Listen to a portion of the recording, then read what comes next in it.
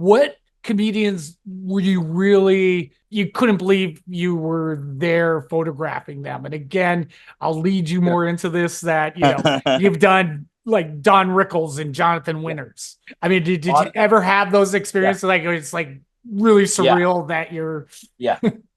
On the same day, in the morning, I was photographing Conan O'Brien in his office. And in the afternoon, I was photographing Stephen Colbert in his office. And, I mean, literally like in their personal office, not anywhere, like in their little sanctum, Conan had, the colored index cards tacked up on the wall of what the show was going to be like that night and all these things. That was really cool.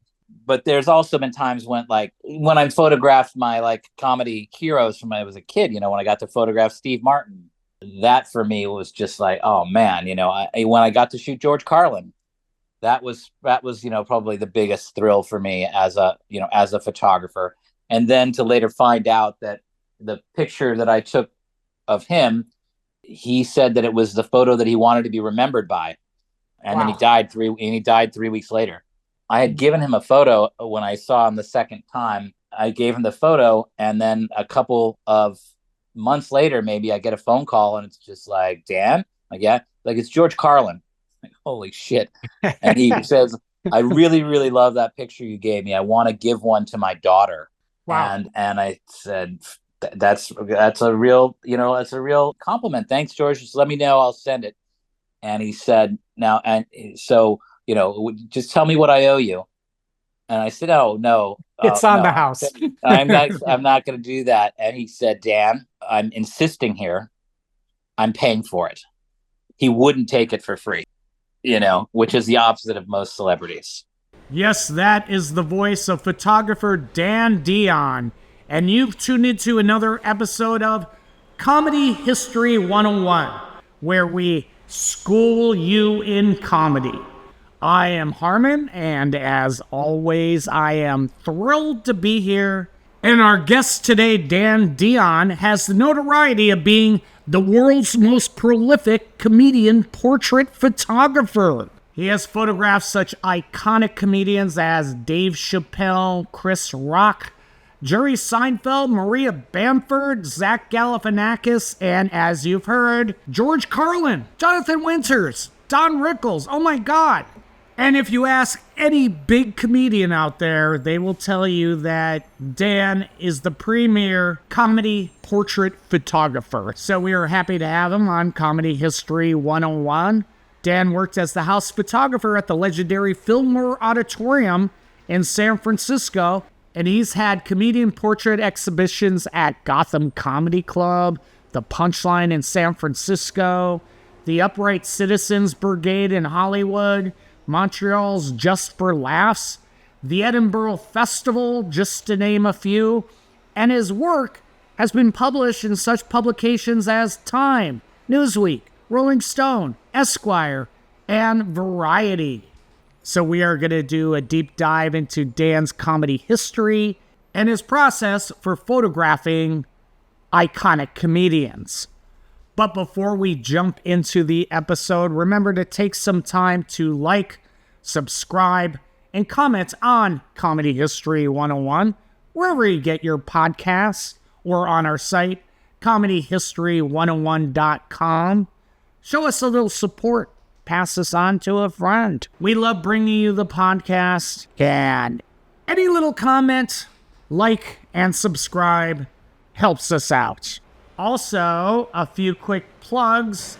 On Thursday, July 18th, 7 p.m. at Young Ethel's in Brooklyn, I'll be presenting my show, That 80s Improv Challenge, New York City edition. Yes, come out and see 3 improv teams compete by creating scenes inspired by obscure New York City videos of the 1980s. On Friday, July 26, 7 p.m. at the Red Room in the Lower East Side, I'll be presenting my show Tale, NYC's finest storytelling. Yes, no hokey gimmicks, no dumb themes. Tale brings you the best in New York storytelling. Also, on August 4th, 8:30 at the People's Improv Theater in Manhattan, I'll be presenting my show AI versus Human Roast Battle. Come out and see a human rapper take on a machine learning AI in a comedy roast battle of tomorrow. And you can find out all about these show dates on my site, harmonleon.com, or on the social medias at harmonleon. And now, without further ado, You're stupid. Everybody's so stupid. I'm trying to use the phone! Excuse me! Comedy History 101. when did you first get inspired to do comedy portrait photography? Like, what is your background in photography? I know you worked for, was it Bill Graham Presents or was it the Fillmore first? Yeah, I first started shooting comedians when I was working at the Holy City Zoo. Tell people what Sure. the Holy City Zoo Sure. was. The Holy City Zoo was a legendary and infamous comedy club in San Francisco. It was like the place where you had to basically pay your dues. Robin Williams started there, Dana Carvey, a million people between there and the other cafe. Those were the two big clubs until the Punchline came into being. I'd always been a photographer. I was my family's photographer, and then when I was in college, I was working in portrait studios, and I also first started to take photos of live bands when I was in college. So I was already doing that, and then when I went and was working on staff at the Holy City Zoo, I started shooting comedians. It was Ray James was the first one to ask me to do it. That was going to be my follow-up question. Who's the first comedian? And is legendary Ray James, as you might know, he was the head writer of the Comedy Central roast on Donald Trump. Oh wow. But it was classic kind of ridiculous concept, we took him out to like a totally industrial area with a microphone, it was just like juxtaposition. Right. And but we had some pictures where he was getting shoved into a police car with some cousin he had who was on the force. That one's a little better. So some comics would ask me to shoot them and hire them, and then sometimes comics would be coming through and I just wanted to shoot them, like Margaret Smith and Paul Krasner and some other other people like that. And so, but it was 1993 when I had heard that the Fillmore was going to be renovated, getting a seismic upgrade and getting renovated. So I knew someone that worked at Bill Graham Presents, and then I went to him and I said, hey, someone should photograph the work that's going into this historic building. And but what I really wanted to do was shoot shows there. And sure enough, that's kind of how it worked out. So that by the end of '93, before the Fillmore was back reopened, I was already shooting shows at the Warfield. Did you actually go to the Bill Graham at the time? No, Bill was dead. Bill was dead by then. The part of the whole reason why they renovated the Fillmore is that was one of the last things that Bill said he wanted to do. And so the people that were running Bill Graham Presents after Bill's death took it upon themselves to do this thing in honor of Bill. And so they did. So they put in millions and millions of dollars into someone else's building. They didn't even own the building, and they put all the work into it to reopen it. At the time, Bill Graham had a very robust archive of photography and poster art and things like that. And there was a few photographers. And so I just got to become one of them. And so I would do that. Me and one other guy, we divided up all the shows at the Fillmore and the Warfield. And, I always took the comedy shows too. So what comedians were coming in around that time to the Fillmore? Well, they were doing HBO specials. They were half hours. And so on any given night, they would record two shows and the headliners would flip, right? And they did two runs of them. I can remember shooting Dana Gould, Judy Gold, Louis C.K. Let's see, who else was on some of those? Jonathan Katz, Mark Maron, some people that ended up, really sticking around and becoming great comedians, especially including Dana Gould, who I love. But CK wasn't nearly as good as what he became later. Yeah, I remember Louis C.K. early punchline shows. Just hearing about him from, I think it was Scott Genovese, who would just Okay, yeah. say, "You got to see this guy. He says what we think." I remember him always saying that. Was it didn't Dave Chappelle, like, wasn't his first special at the Fillmore? I It think. was. It was. I didn't shoot that one though. That was I was for something I was out of town for that, I believe. But so yeah, his very first special was shot at the Fillmore. Yep. You're stupid. Everybody's so stupid.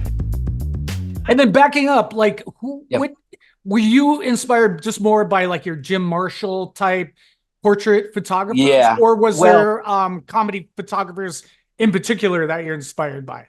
Well, actually, a lot of it was in reaction against like hacky headshots, where you would go into these Yeah, clubs. go explain what a hacky headshot is. Sure. So And, you would first of go all, to these I'm a big clubs. fan of hacky headshots. You go into these clubs and they would just be wall to wall framed 8x10 glossies, right? And you would have these expressions, especially the open mouthed expression. That's just like open mouth equals funny. And Yeah. you get these Or guys- open hand shrug- on side of face. right. Yeah. It's all that kind of stuff.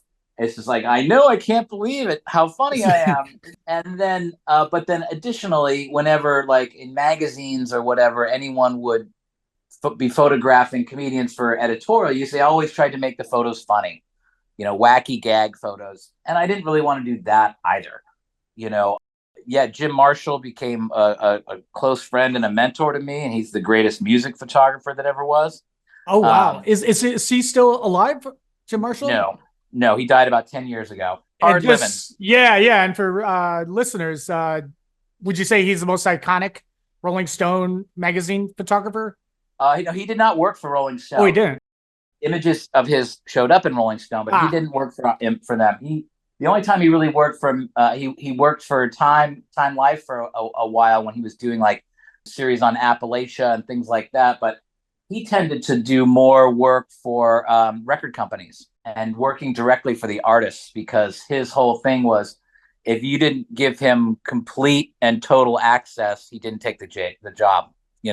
So he like, if you try to tell him, oh, you can go and you can have a 3-song limit to photograph the band, he just tell you to go fuck yourself. So he was a real character for sure.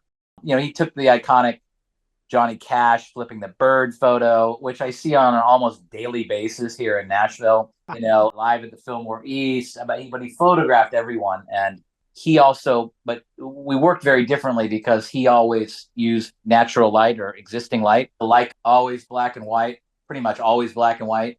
And I was more of a portrait style, location portrait photographer. It was he had a lot more spur of the moment candid photos, although they are still portraits, whereas mine are a lot more like portrait, come and sit for me type things. The photographers that I was looking up to at the time, and still do, it would be August Sander, who is a German portrait photographer between the wars, and then also Arnold Newman, who's considered the godfather of environmental portraiture. And what about those two photographers that you put into your photography? Maybe walk us through some of your favorite comedians to photograph and the concepts which you really love. Yeah. So, with Arnold Newman, he was photographing a lot of like celebrities and artists. So he would photograph, there's a famous photo that he did of Igor Stravinsky that is like 90% just the piano, and then Stravinsky is down in the bottom corner, but it still has this amazing geometry to it. And I loved how he worked with space and putting people in their like working environment. So you would see some painter's studio, you would see people at their workplace or at their desk or that sort of thing. That's one of the things that I liked to do. So much of my work is done backstage at venues, which is where comics spend a lot of their time. So I like to include things that are like part of a backstage scene, whether it's weird rigging with, the pulley systems for the curtains, or, electrical boxes and things like that, taking Tenacious D down into the plenum, which is the weird area underneath the stage at the Warfield. Zack Galifianakis, just immediately after his show at the Fillmore, he's still dressed in his Orphan Annie outfit and that kind of thing. That's what I like most, is when you can be like, that is a picture of, Lily Tomlin in the lobby of this hotel, or like that kind of thing. I like to have, I'm not a big studio photographer. I don't necessarily like the pictures on white, or like simple no background type stuff. I always like to put a little something in the environment. I'm trying to use the phone. And then when you're coming up with a concept, let's say Tenacious D under the stage, or Lily Tomlin, are you coming up with the concept first, or are you just thinking, here's my environment, how could I make this work in tune with the comic's personality? Yeah, more the second. I've had interviews like this and people that want to get really deep into how I created the concept of this and did this, and I'm like, no, that shit was just right there. I like Paul Mooney picking up a can of black paint that had a big paintbrush on it and just letting it drip down. And because Paul Mooney paints everything black. It's everything that he was doing, is seen through this black lens. And so I saw that in the basement of Cobb's, and I'm just like, that's what we're going to use. Did Paul come up with that concept, or did you just see it there and then? Oh, okay, got it. Saw it. Because at Cobb's, I would come in and just the first thing I would do is load all my gear into the basement, which used to be another club. There used to be a club underneath there called Wolfgang's. And the idea when they moved into that new space at Cobb's in San Francisco was they were going to open up that space as a second stage and have basically an alternate stage. When the 800 seat room wasn't going to fill up, you can put the 250 seats that you sold, put them downstairs, and then it's a tighter, more intimate show. But they had plumbing problems, and had to do with their location there in North Beach. And at one point, the whole bottom flooded, like the sewer line backed up and flooded, and there was like a shit line as to how full of shit the thing was. So they could never get the proper permits to open that thing back up. So it's just like a storage space now. And so, but it's a huge space. It's where the comedian that works there now, Jim McCambridge, does all his shooting, or at least his like a photo studio set up down there. But so I would go down there and just kind of see what's going on, what's happening. Oh, here's a Chinese dragon head, so, and just putting in my mind, like, someday I'm gonna use that with somebody, and I ended up using it with Gilbert Gottfried. Oh wow. Just all these, it's just sort of like opportunity. I do the same thing when I would go and work for Just for Laughs in Montreal, and I would be backstage at the galas, but I would have, over the course of 4 or 5 nights, I would have to shoot, 80 comedians backstage and try and make every one of them look different. And that's the real challenge, when you're just like, okay, let's do you over here in this corner, you over here with this background. So let's step outside with this one. Let's do this. But at the end, at the end of those 4 or 5 days, you look back and go, fuck, I kind of did it. They all look different. Everything, these are all, each one individually is still a good portrait, but collectively they really tell the story of what that year was like at JFL. And I like that. I like that a lot. I mean, again, you photographed, you worked with Paul Provenza photographing the Sanderisa book and photographing Sanderisa. That's okay. And, you photographed everyone, from Colbert to David Cross and so on. What comedians were you really you couldn't believe you were there photographing them? And again, I'll lead you more into this, that, you've done like Don Rickles and Jonathan Winters. Yeah. So just, I mean, did you ever have those experiences? Like, it's like really surreal that you're. Yeah. On the same day, in the morning, I was photographing Conan O'Brien in his office. And in the afternoon, I was photographing Stephen Colbert in his office. And, literally like in their personal office, not anywhere, like in their little sanctum, Conan had, the colored index cards tacked up on the wall of what the show was going to be like that night and all these things. And what I didn't know at the time is that, like, that very night, it was that night or the very next day, they announced that he was going to be taking over the Tonight Show. And then all the press got, like, locked down. Like, if we hadn't got that shoot that day, we would have never got it, because the very next day he was untouchable because of his publicists. Even if he wanted to do it, they were like, no, this is, it's like it's an embargo. That was really cool. Shooting those guys both on the same day. Shooting people like, Mike Nichols. Some of these type of legendary guys that I had no connection to at all. Where was Mike Nichols? Was he at Just for Laughs when you photographed him, or?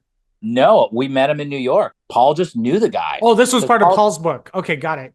Yeah. So that was the same thing with when I shot Conan and Colbert. It was working with Paul, and Paul made those two gigs happen. But there's also been times when I photographed my, like, comedy heroes from when I was a kid, when I got to photograph Steve Martin, that for me was just like, oh man, when I got to shoot George Carlin, that was probably the biggest thrill for me as a photographer. And then to later find out that the picture that I took of him, he said that it was the photo that he wanted to be remembered by. And then he died 3 weeks later. I had given him a photo when I saw him the second time. I gave him the photo, and then a couple of months later, maybe, I get a phone call, and it's just like, Dan? Like, yeah. Like, it's George Carlin. Like, holy shit. And he says, I really, really love that picture you gave me. I want to give one to my daughter. Wow. And I said, that's a real, that's a real compliment. Thanks, George. Just let me know. I'll send it. And he said, now, and so, just tell me what I owe you. And I said, oh, no. It's on the house. I'm not going to do that. And he said, Dan, I'm insisting here.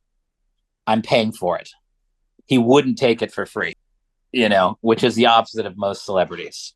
What was the concept of that photo of George? That one, I was backstage at the Symphony Hall, the Davies Symphony Hall. It was really bleak back there. It's really empty, like no character at all, hardly. And I was in the orchestra, leader's dressing room, right? And there was a Steinway in there. The conductor is the conductor's office, and there was a Steinway in there. And I thought, it'd kind of be fun and just a little tweak to have George Carlin sitting on top of this guy's, very, very expensive piano. And so that's what we did. And that's what he liked about it too, is it's like, that's what we do as comedians, is like, we go and sit on the conductor's piano.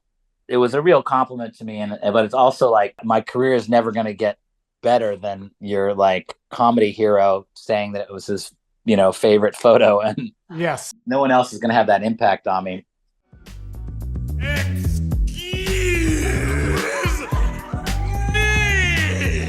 I was going to ask you about Jonathan Winters. Was he living up in the Bay Area at the time?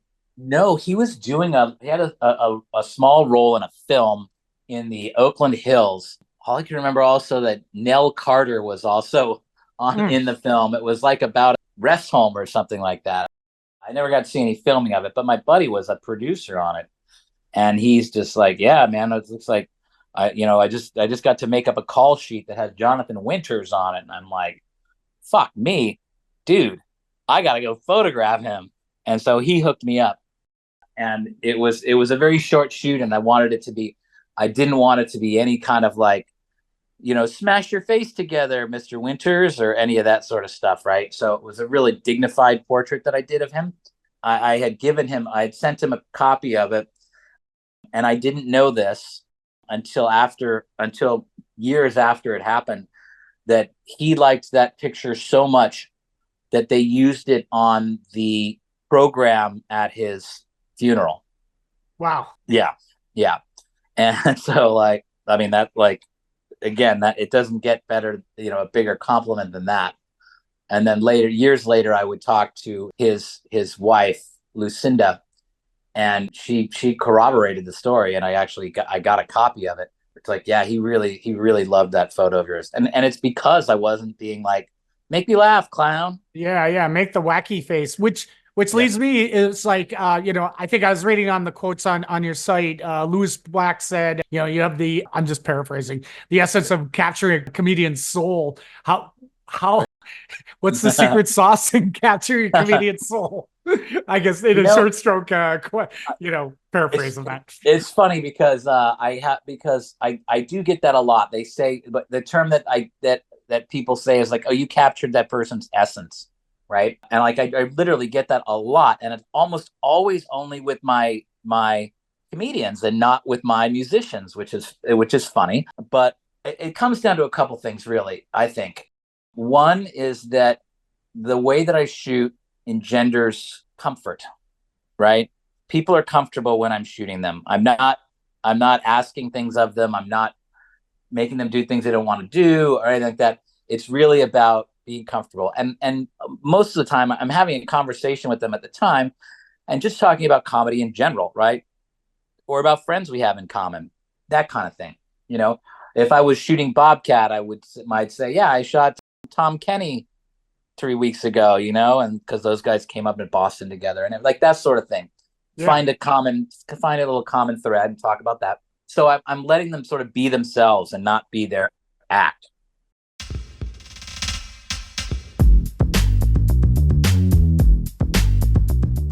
Finding the right image to show is really important, right? Any one of these shoots, it could be anywhere. I might have taken anywhere from 20 to 200 shots, individual shots, depending on the nature of the assignment. But it's finding the one and knowing the one that has their essence in it, that has that part of them.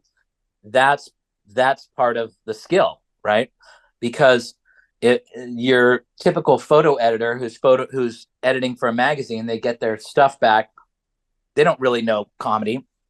So they're going to pick the photo that looks the goofiest or the one that makes them look like a comedian the most, right? Mm-hmm. Whereas I know their act.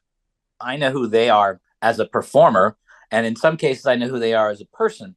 So finding the right one to show, and most of the time I'm only ever showing one, So, 98% of my work never sees the light of day, but it's finding just the one to show that makes that worth it. The Dave Chappelle picture I have with the lit cigarette, Muhammad Ali on the t-shirt, and he's just like, he's just looking dead at you and pointing the cigarette, and it's just the best shot of that whole shoot. But I've got, I got 2 rolls of that same setup in terms of what the background was and everything, but it was just finding that one. In that case, it was never really a question of which one was best because that one stood out so much. But and where was that taken? Was that Punchline? I was in the basement of the Warfield. I have a good I have a shot of him from 1999, I believe, at the Punchline with his 2 little dogs, Whitey and Cracker. So yeah, I was lucky enough to shoot Dave a bunch of times before he became like practically untouchable. Yeah, I remember those early days. I remember just never seeing a comedian where he gets off stage and he's just swarmed by people still wanting, like, in that little area in front of the Punchline. Yeah. And he's still holding court and just like that charisma. Just a few more questions is how do you think San Francisco like forms your eye and view of comedy? Because again, as you know, we're talking Jonathan Winters, we're talking Purple Onion and Hungry Eye and all that. So again, such a great comedy history, Tom. Yeah, well, I was lucky enough to have, grown up and spend my teen years in the Bay Area during the comedy boom of the 80s. So I would listen to Alex Bennett in the morning radio show, and he had all the comedians on. And not just that, not only did he have the comedians on as like your goofy morning zoo type thing, but he also would take the time to tell you what comedians were at every club, right? Regardless of whether they were on the show or not, regardless of whether they were advertisers or not, You knew who was going to be at Tommy T's. You knew who was going to be at, all these, clubs all over the Bay Area. Sacramento Punchline, Walnut Creek Punchline, San Francisco Punchline, Cobb's Pub, the other cafe, Tommy T's, Rooster T. Feathers, all these clubs. You would list them out and everything. So, and at the time when the comedy boom was really happening, San Francisco had all these really unique voices. So you had Bobcat Goldthwait, you had Paula Poundstone, you had Bob Rubin, you had it wasn't just a parade of people coming up and telling kind of funny stories. There are real characters out there, right?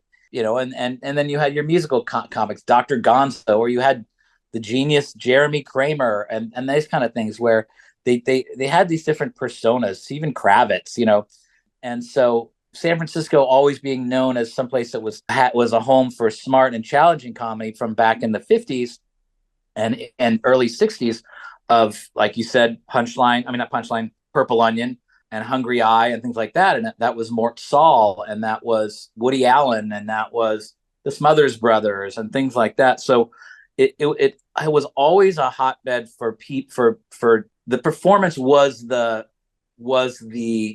final result, as opposed to Los Angeles where, everyone's vying for a television show. Right.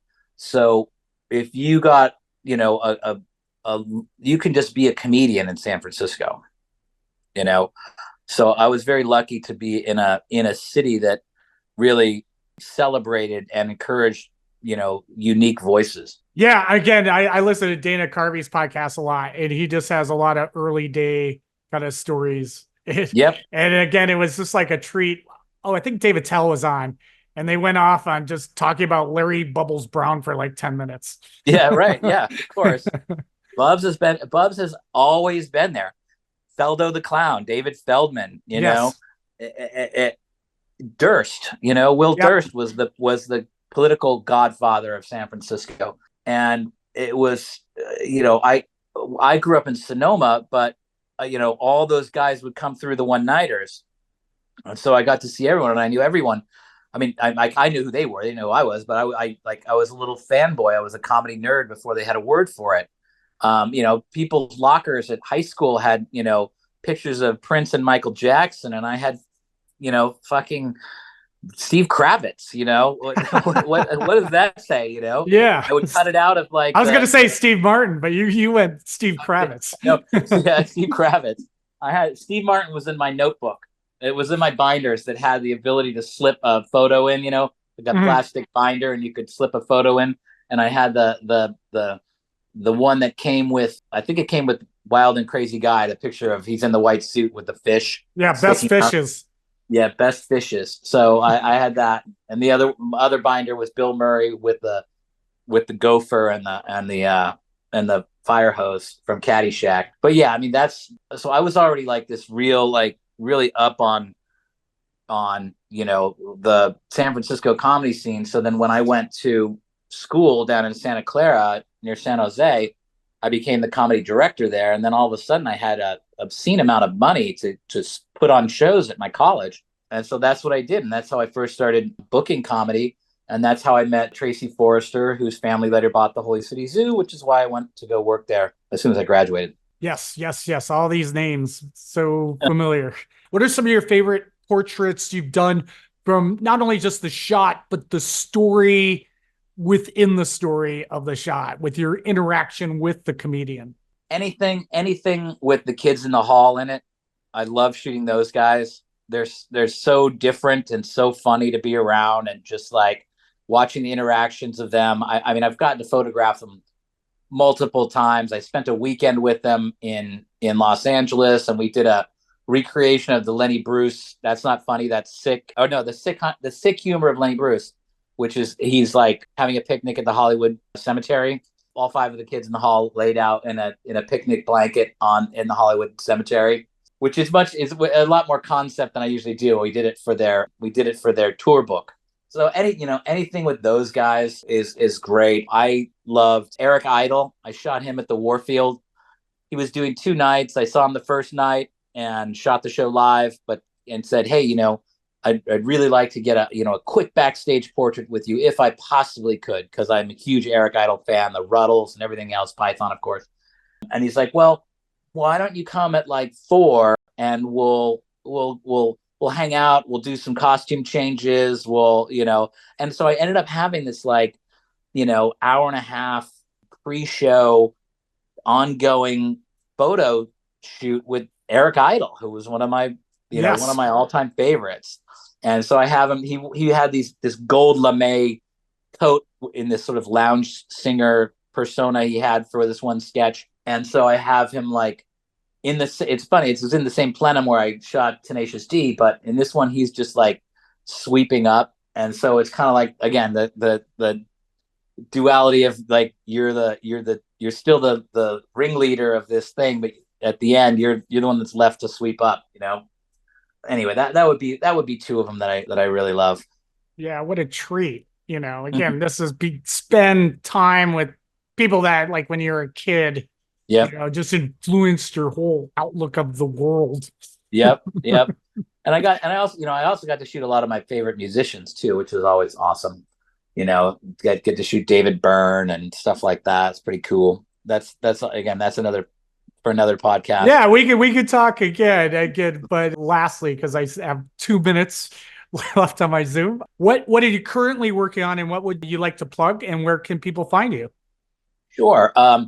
I have a photo gallery and a studio in Nashville, Tennessee, where I live, and it's right next door to Third Man Records, and it's a collection of primarily music photography, but on the walls.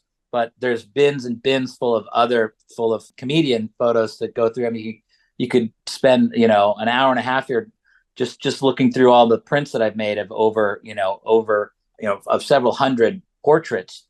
And then I just came back from Dubai and Abu Dhabi. I was at the Abu Dhabi Comedy Festival. Oh, wow. And, a lot of British comedians over there? They had they had Chappelle came out, Tommy Tiernan, Joe Coy. So they had a bunch of shows at a amphitheater, or rather an arena. But then they also had smaller shows all around town. They're all in hotel bars because it's the only place you can sell alcohol. Yes. But they imported a lot of comics from New York for it too. Really, really good time. But I debuted a slideshow there, which was 1001 comedian portraits. So it literally is 1001 portraits. Dan, this is going to cut out in a second, so I don't want to have it cut out. But I appreciate it. I love hearing the stories. And thanks so much. And love to talk about more alternative San Francisco comedy and music photography another time. But great catching up with you, buddy. Thanks, Harmon. Appreciate it, bud. Later. All right. Take care. Bye. Bye. And that wraps up today's episode. Remember to take some time to like, subscribe, and comment on Comedy History 101 on iTunes or on our site, comedyhistory101.com. Also, few quick plugs. Let's get through this quick. July 18th, 7 p.m. Young Ethel's That 80s Improv Challenge. Friday, July 26th, 7 p.m. at the Red Room in the Lower East Side, Tale, NYC's finest storytelling. And on August 4th, 8:30 at the People's Improv Theater, AI versus Human Roast Battle. And you can find out all about those show dates on my site, harmonleon.com, or on the social medias at harmonleon. And until next time, bye-bye. You're stupid. Everybody's so stupid. I'm trying to use the phone! Excuse me! Comedy History 101.